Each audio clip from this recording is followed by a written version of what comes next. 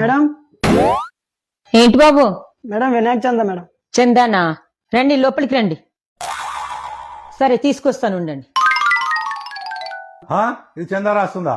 చూడు బాబు, నేను చందా రాస్తా గాని ఈ 9 రోజులు మా పేరు మీద పూజ చేయాలి, మా గోత్రాలు కూడా చదవాలి. మరి లాస్ట్ ఇయర్ కూడా చందా తీసుకుపోయాను కానీ మా గోత్రమే చదవలేదు. లేదు మేడం, లాస్ట్ టైం అయితే వేరే వాళ్ళు ఉండేవాళ్ళు, ఈసారి అన్ని నేనే దగ్గరుండి చేసుకుంటున్నాను. మీ గోత్రాలు, మీ నామాలు, మీ 9 రోజుల పూజలు అన్ని నేనే దగ్గరుండి చేపిస్తా. సరే తెస్తాను.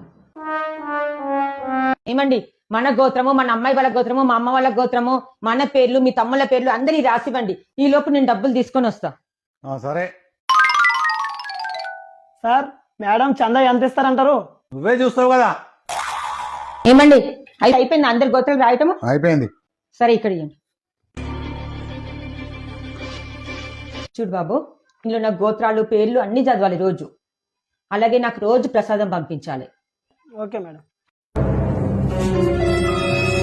ఇదిగో బాబు చందా.